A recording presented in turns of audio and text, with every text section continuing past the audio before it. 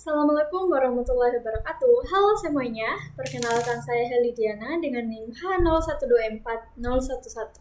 Saya dari Program Studi Pendidikan Bahasa Inggris.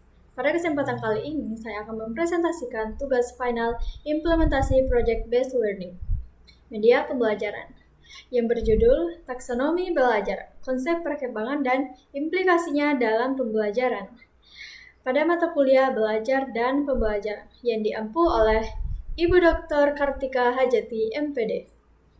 Sebelum membahas taksonomi belajar, saya ingin menjelaskan terlebih dahulu mengapa topik ini penting dalam pendidikan. Pendidikan merupakan proses yang dirancang secara sadar untuk membantu peserta didik mengembangkan seluruh potensinya. Melalui pendidikan, siswa tidak hanya memperoleh pengetahuan, tetapi juga mengembangkan keterampilan, sikap, serta kemampuan berpikir yang akan mereka gunakan dalam kehidupan sehari-hari. Oleh karena itu, proses pembelajaran tidak bisa dilakukan secara sembarangan. Guru perlu merancang pembelajaran yang baik agar tujuan yang ingin dicapai benar-benar dapat terlaksana. Dalam proses pembelajaran, tugas guru bukan hanya menyampaikan materi. Guru juga harus mampu menentukan tujuan pembelajaran yang jelas dan terukur.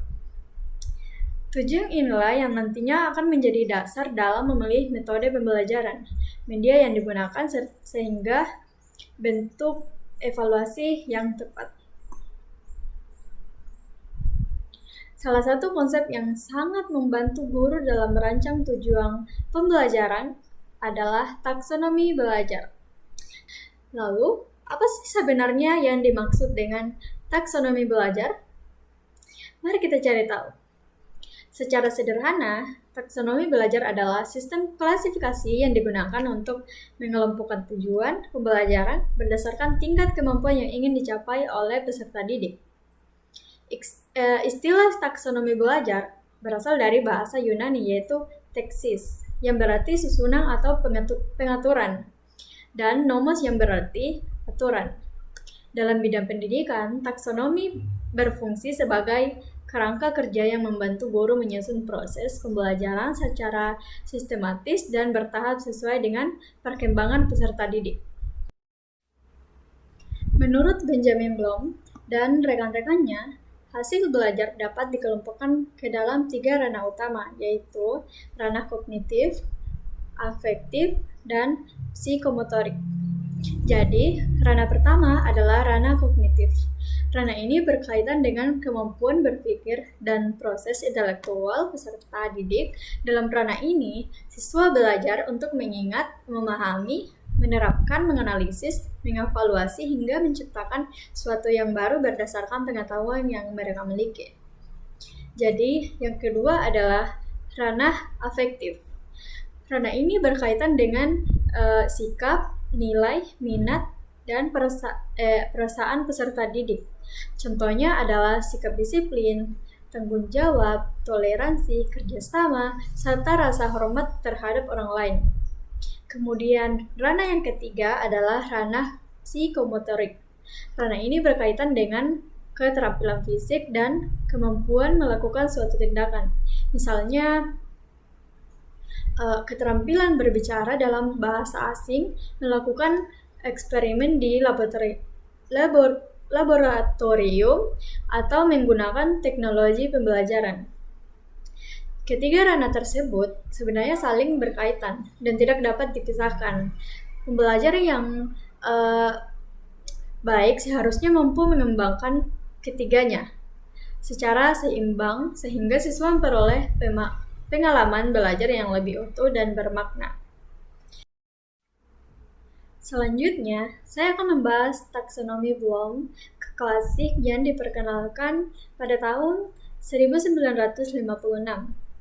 Taksonomi Bloom merupakan salah satu teori pendidikan yang paling berpengaruh dan hingga saat ini masih menjadi rujukan dan penyusunan tujuan pembelajaran. Dalam versi klasiknya, Bloom membagi kemampuan kognitif menjadi 6 tingkatan yang tersusun secara hierarkis. Dari tingkat yang paling rendah sehingga paling kompleks. Tingkatan pertama adalah knowledge atau pengetahuan. Pada tahap ini, siswa hanya diminta mengingat informasi yang telah dipelajari sebelumnya. Misalnya, menghafal kosakata bahasa Inggris, mengingat definisi suatu konsep, atau menyebutkan fakta-fakta tertentu. Tingkatan kedua adalah coherention atau pemahaman. Pada tahap ini, siswa tidak hanya mengingat informasi, tetapi juga memahami maknanya. Contohnya, menjelaskan kembali suatu konsep dengan kata-kata sendiri atau membuat ringkasan dari sebuah bacaan. Kemudian yang ketiga, application atau penerapan. Pada tahap ini, siswa hanya menggunakan pengetahuan yang dimilikinya untuk menyelesaikan masalah dalam dalam situasi tertentu. Misalnya, menggunakan aturan yang tata bahasa dalam membuat kalimat atau menggunakan rumus matematika untuk menyelesaikan soal. Kemudian tingkatan yang keempat adalah analysis atau analisis. Pada tahap ini, siswa mampu memecah suatu informasi menjadi bagian-bagian yang lebih kecil untuk memahami hubungan di antara bagian tersebut. Misalnya, menganalisis struktur teks atau mengidentifikasi penyebab suatu masalah. Kemudian tingkatan yang kelima adalah synthesis atau sintesis. Pada tahap ini, siswa menggabungkan berbagai informasi dan ide untuk menghasilkan suatu yang baru. Contohnya, menulis cerita pendek atau menyusun sebuah proyek pembelajaran. Dan tingkatan yang terakhir adalah evaluation atau evaluasi. Pada tahap ini, siswa memberikan penilaian terhadap suatu ide, produk, atau metode pembelajaran kriteria tertentu. Misalnya, menilai kualitas sebuah esai atau memberikan kritik terhadap suatu kebijakan. Seiring berkembangnya ilmu pendidikan dan psikologi kognitif, para ahli merasa bahwa taksonomi Bloom perlu diperbaharui agar lebih sesuai dengan kebutuhan pembelajaran modern. Oleh karena itu, pada tahun 2001, Lauren Anderson dan David Cradwell melakukan revisi terhadap taksonomi Bloom. Salah satu perubahan penting adalah menggunakan kata kerja aktif untuk menggambarkan proses berpikir siswa. Jadi, jika versi lama digunakan istilah seperti knowledge dan comprehension, maka pada versi revisi digunakan istilah remembering dan understanding.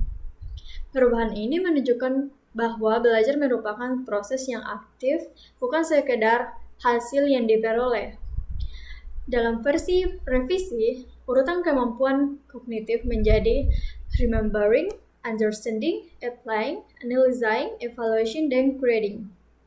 Remembering berarti mengingat kembali informasi yang telah dipelajari. Understanding berarti memahami dan menjelaskan informasi tersebut. Apply merupakan pengetahuan dalam situasi tertentu. Sedangkan analyzing berarti menguraikan informasi menjadi bagian-bagian yang lebih kecil. Evaluating berarti memberikan penilaian berdasarkan kriteria tertentu. Sedangkan grading berarti menghasilkan ide, produk, atau karya baru. Jadi perubahan yang paling penting adalah ditempatkan grading atau menciptakan sebagai tingkat tertinggi. Hal ini menunjukkan bahwa kemampuan menghasilkan sesuatu yang baru dianggap sebagai bentuk kemampuan berpikir yang paling kompleks. Dalam pendidikan abad ke-21, kreativitas menjadi kompetensi yang sangat penting karena siswa tidak hanya dituntut menjadi siswa yang dapat memahami informasi, tetapi juga mampu menghasilkan solusi dan inovasi baru. Selanjutnya, mari kita lihat contoh penerapan taksonomi Bloom dalam pembelajaran bahasa Inggris. Pada tingkat remembering, siswa dapat diminta menghafal kosakata baru beserta artinya. Pada tingkat understanding, siswa menjelaskan arti kosakata tersebut menggunakan bahasa mereka sendiri atau menggunakan ringkasan dari sebuah teks. Pada tingkatan apply, siswa menggunakan kosakata dan tata bahasa yang dipelajari untuk membuat kalimat atau percakapan sederhana. Kemudian pada tingkat analyzing, siswa membandingkan dua jenis teks berdasarkan struktur dan ciri kebahasaannya. Dan pada tingkat evaluation, siswa dapat menilai tulisan teman sekelas menggunakan rubrik yang telah disediakan. Dan pada tingkat grading, siswa dapat membuat cerita pendek, puisi, presentasi, atau proyek multimedia yang menggunakan bahasa Inggris. Melalui kegiatan-kegiatan tersebut, siswa tidak hanya menghafal materi, tetapi juga mengembangkan kemampuan berpikir tingkat tinggi atau higher order thinking skills yang sangat dibutuhkan dalam dunia pendidikan maupun dunia kerja saat ini. Sebagai penutup, dapat saya simpulkan bahwa taksonomi belajar merupakan kerangka yang sangat penting dalam proses pendidikan. Taksonomi belajar membantu guru merancang tujuan pembelajaran, memilih strategi yang tepat, serta menyusun evaluasi yang sesuai dengan kemampuan peserta didik. Taksonomi Bloom klasik terdiri atas 6 tingkatan, yaitu knowledge, cohesion, application, analysis, synthesis, dan evaluation.